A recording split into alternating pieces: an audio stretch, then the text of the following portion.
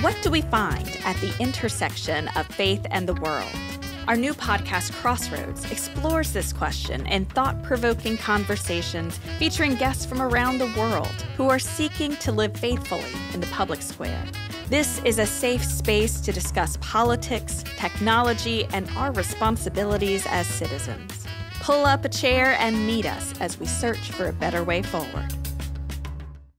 Welcome to Crossroads, where we discuss the intersection of sacred and civic. I'm your host, Nygard Owens.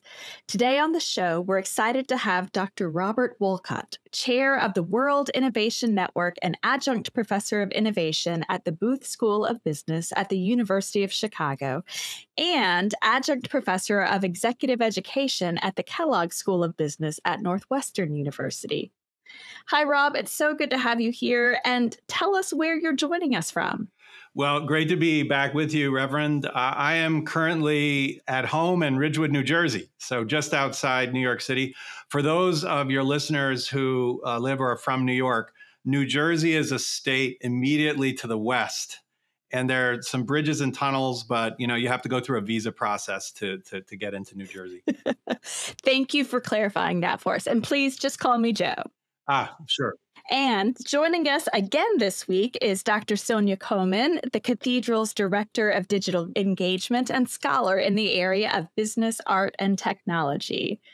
Hi, Sonia. Welcome again, and tell us where you're joining us from. Hi, Joe. Hi, Rob. It's wonderful to be here with both of you. I am at the Cathedral in Washington, D.C. on this beautiful sunny day. Fantastic. Well, I am joining you all from Cleveland, Ohio, where it just happens to be sunny today. So it's a great day. Rob and Sonia join us today as we continue the conversation around artificial intelligence and life in the digital realm. Rob, you have a new book coming out next month. Will you tell us a bit about it? Well, so briefly, Joe, it's called Proximity. And it articulates the direction of change of every industry the rest of our careers. And that sounds like maybe a hyperbolic statement, but when you dig in, you realize it's not hyperbolic at all. What it reflects is a question I posed about 10 years ago, which was what's fundamentally different about digital technologies, and certainly artificial intelligence fits within that rubric. What's fundamentally different about digital technologies from the industrial age? Because everybody was looking at AI and 3D printing and mobile apps and rooftop solar and all these digitally enabled things. But I was trying to understand what's different from the past in what an economist would call a general purpose tool, which digital technologies are an example of a general purpose tool. And what we quickly realized was that digital technologies of all sorts allow us to compress capabilities in smaller and smaller packages. And distribute them all over the economy, ever closer to each moment in time and space. And therefore, and this is the punchline, this is proximity, digital pushes the production and provision of value, products, services, experiences, ever closer to the moment of actual demand in time and space. So not just better supply chain management, not having the right thing on the shelf of the store, but literally transforming your business model, your technology platform, everything, in order to encourage us to procrastinate, to wait and do as little value add as possible until there's an actual customer or user ready for whatever it is you've got. That's proximity. Oh, fascinating. Sonia, what are your thoughts on this? Well, if we think of proximity in relation to generative AI, for example, this sense of immediacy that Rob was just describing is perhaps at its most spectacular. Like you have something in mind, right? You draft up a prompt, right? And within seconds, whatever you wanted, like be it a poem, a summary of a book that you don't have time to read, code for a computer program, a soundtrack, like whatever it might be, it's going to be made available to you within seconds. And that's already happening. We all may have already experienced it by using ChatGPT or any other online GAI product. And it opens up a world of possibilities, but it also comes with certain risks, right? Like, what if a system like that is weaponized, right? From an ethical perspective, and here I'm reminded of the inspiring conversation we had with our friend Dr. Joe Yoon just a couple of weeks ago. If there's no moment of reflection, built in between impulse and action, between demand and supply, when that impulse is perhaps destructive, proximity can also increase the risk. But it does so because of its power, right? In a way, this dynamic is nothing new. Like with every revolutionary technology or process, there's always risk alongside tremendous opportunity. Absolutely. But just to add to this, any technology is just a technology. It has both dark and light. It has challenges and opportunities. And it's up to us to figure out how we're going to apply it and to be more mindful of that. Because especially in a consumer society where everyone is trying to quote unquote serve you, they're simultaneously attempting to manipulate you. And so you've got to reflect on yourself. What do you really want? What are your values that you want to manifest? And not just think they are, but actually act accordingly. And so, as Sonia said, these technologies are so extraordinarily powerful. They'll do what we want, whether it's what we think we want or not. This feels a little bit like the genie in the lamp, that if you rub it, you'll have a genie make a wish and your wishes will come true for good or for evil or somewhere in the middle. How will that play out? Oh boy, well, that's a big question. But I'm actually a huge fan of dystopic literature. And not because I love dystopias, but I like it because it is fun and exciting, but also because it causes you to think about what we want, what we don't want. And probably my favorite story from this realm we share in the book. And I know it's a story that Sonia was aware of before because of her background in literature. But when George Orwell finished the manuscript for 1984, he sent a copy to his French teacher from years before, who happened to be anybody? The author of Brave New World. Oh. And I'm feeling like an idiot because I love this guy and I can't remember his name right now. Was it Huxley? So, what? Yeah, Aldous Huxley. So you probably thought I was testing you. Really, I just couldn't remember his name. So I was nervous to say his name because I thought, what if I'm getting it wrong? Me too. Well, good. So we all express some humility. So in any case, he sent a copy of the manuscript to Aldous Huxley. And Huxley, of course, had published before that Brave New World, which I would say is one of my two favorite works of sci-fi. Okay. And Huxley wrote him a beautiful letter back. And you can find it online, a long, beautiful letter. And he basically said, look, this is a masterpiece. 1984 is definitely a masterpiece. But I have to say, I think that my dystopic vision of the future, Brave New World, is much more likely to happen. And the sort of shorthand about, if you haven't read Huxley's work or you read it a while ago, the shorthand is that everyone is corralled into seeking fleeting pleasure, into being focused on sensory factors with very little, almost no depth. And in fact, it's mandated that if you are feeling anxious or concerned or whatever, you actually take soma, which is a pill, to eliminate those feelings and to just focus on pleasure. And I think the last 100 years have to some extent, at least in our society, borne out Aldous Huxley, that this is a clear and present challenge for us because we can be spoon-fed anything we want, anytime, anywhere. And I like watching Netflix limited series as much as anybody else, but this is where we have to take some personal responsibility and reflect on what we want to do and what the value is. I love that you shared that story, Rob. It's really profound. It makes me think that we are perhaps focusing on the wrong goals sometimes. And proximity is making that more transparent. And as it becomes more of our daily reality, maybe we can think about how we can intentionally teach ourselves to be quick in other ways, maybe to be quick in kindness, to be quick in embracing empathy, to be quick in challenging our biases. Of course, that's easier said than done. But as our world becomes more fast paced, perhaps we can apply that immediacy, or at least the spirit of it, to our guiding principles, as opposed to seeking pleasure, as you were describing with Brave New World. How can we not hesitate, or not hesitate as much when we're faced with a choice, and where one of the options is perhaps to sacrifice something, to do something that in the immediate few moments, it's actually bad for us. It doesn't feel good, but we know it's good. Well, I just want to quickly say, I'm not proposing that AI or any of these technologies are intrinsically bad.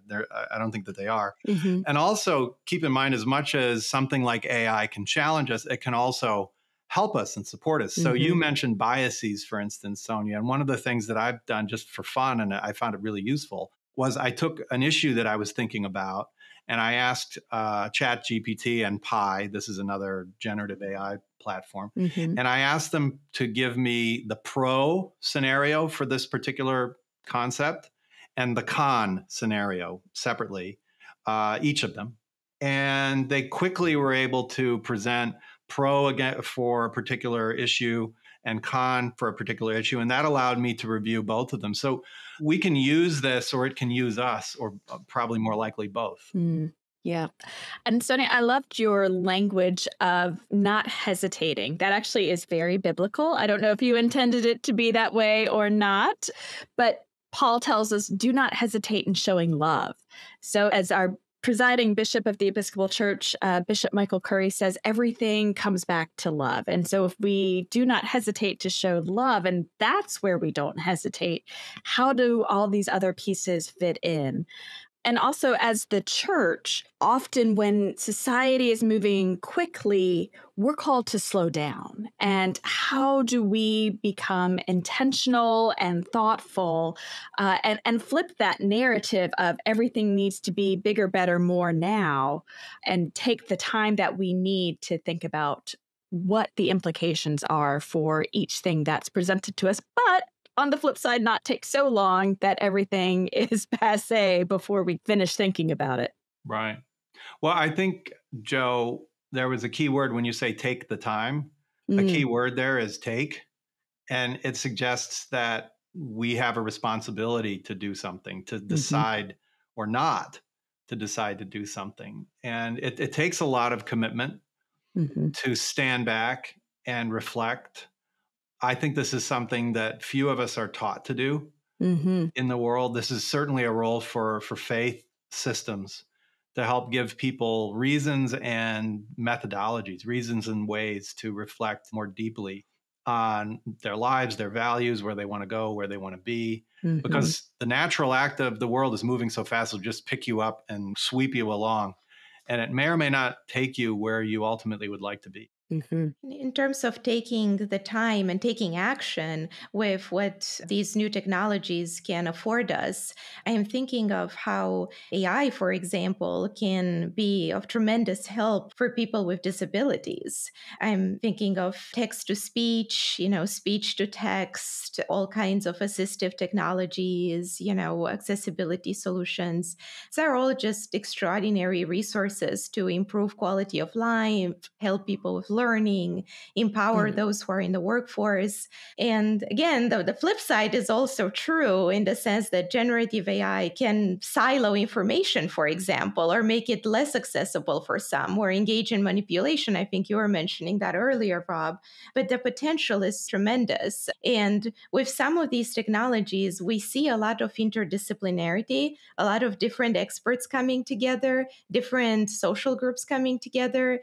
And I'm reminded, Rob, of something that I heard that at one of the Twin Global events that you organized a few years back, when someone from DARPA said that the world can change if you bring engineers and computer scientists together. I think it was Dr. Jeffrey Ling. I don't know if you want to share. Yep. Yeah, if you want to share with us a little bit about that, although it was a few years back, and I think kind of provided a glimpse into what we live today.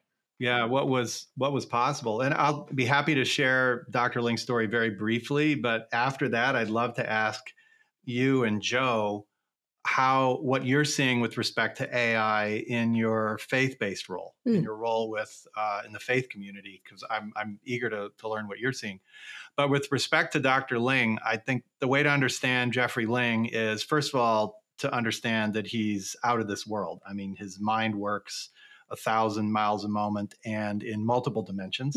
He's a retired Army doctor, retired as a colonel. He practices medicine at Johns Hopkins now, 6 tours of duty in the Middle East. Wow. And through those experiences, which he refers to in that speech you're talking about, Sonia, as wonderful experience, wonderful opportunity.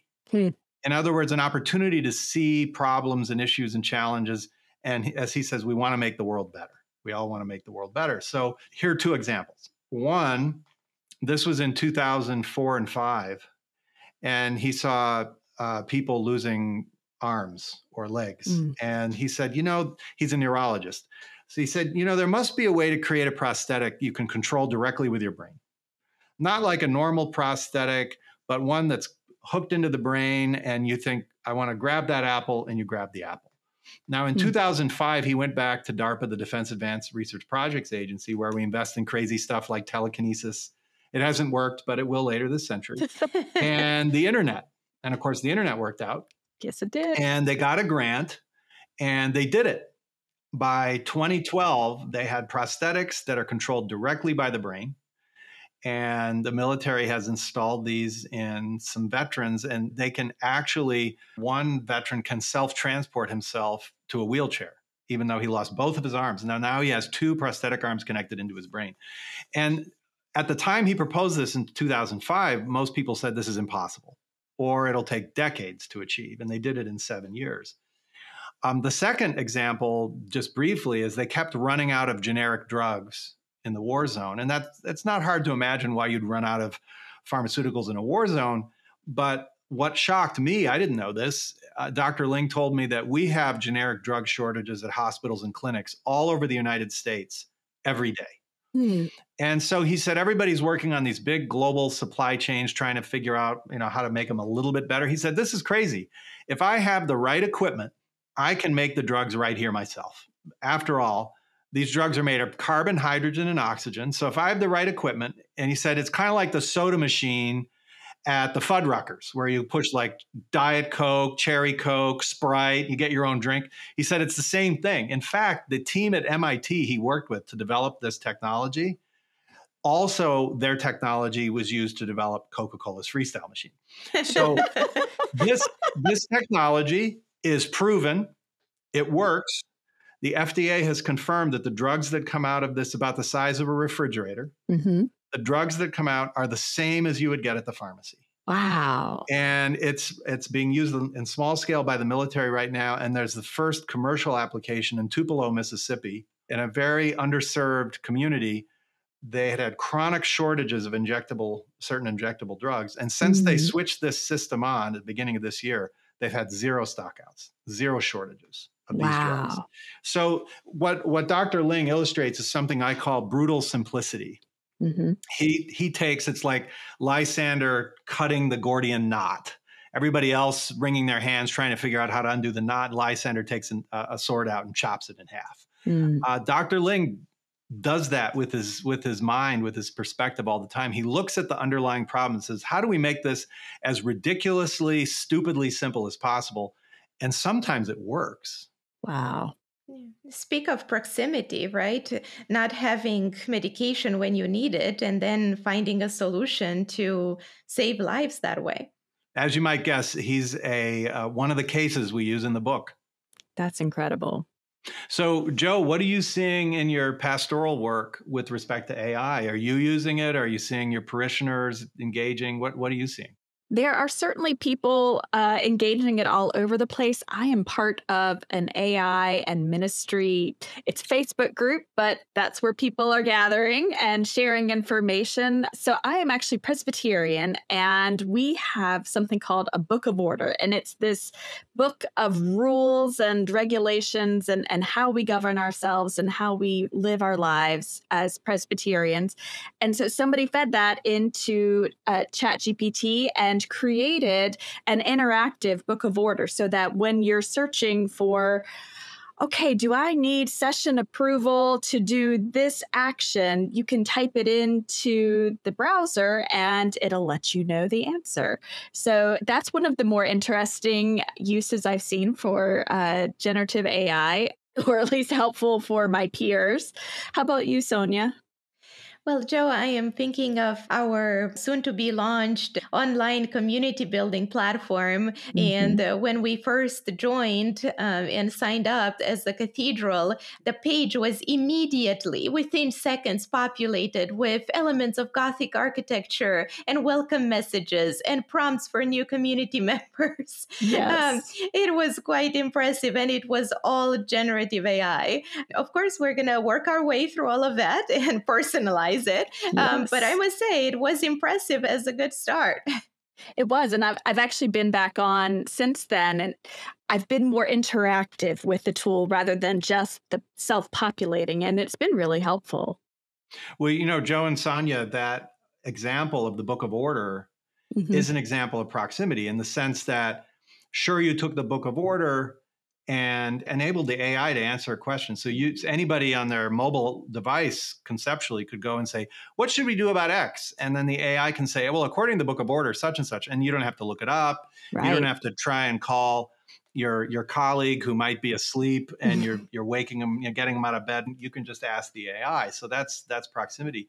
But even more exciting, I think, is why don't you take everything written by or about Martin Luther and throw that into a generative AI system and ask Martin questions, or maybe pick other faith leaders. That we call a proxy AI. And this is something that I started talking about in 2016 or 17. And I thought, to be honest, it would take a decade or more before we were even close to that. And last year, it's still rudimentary, but it became possible. I have seen people starting to do that now that you mentioned that.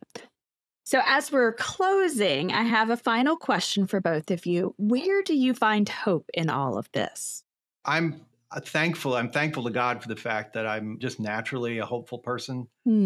My observation about entrepreneurs in general, and I'm not only an entrepreneur, I do a number of different things, but you almost have to be optimistic at your heart to be an entrepreneur, because boy, you're going to suffer a lot of slings and arrows. And part of the reason I got into innovation early in my life, became entranced by it, was how incredibly exciting it was to see things that we could never have done before. So I'm very hopeful about where the places that we could go. And hopefully we can each have a small contribution to making those places good. And it seems like AI actually gives us more opportunities to contribute. Absolutely. And it can we'll start to discover, it can see things and do things that we actually can't. Right. In terms of being able to simultaneously process through multiple paradigms, for instance. And Sonia and I's common friend, Bob Hendrickson, is deep in AI, and he's been looking at multidimensional paradigmatic applications of AI, which are just at the earliest stages right now. And they don't mimic the way humans think. So I'm so excited and scared to death. As Herdelin said, where lies fear lies also the saving power. So I'm going to bet on the saving power part. I must say that I am hopeful too. I find it very exciting. I think that it is so transformative, so paradigm shifting, that it forces us to ask some fundamental questions.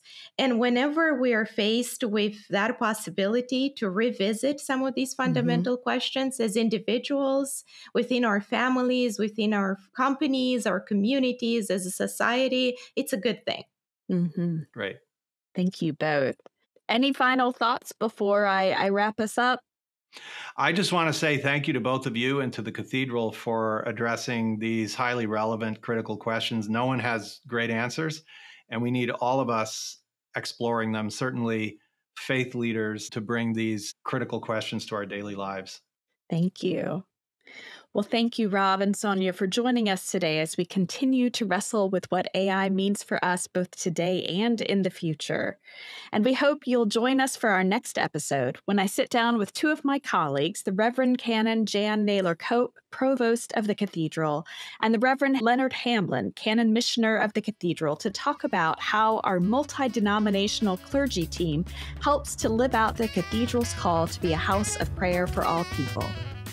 Thanks for listening to Crossroads, and until next time, peace be with you. If the digital offerings of the Cathedral enrich your daily life, please consider becoming a supporter today by making a gift at cathedral.org/inspire.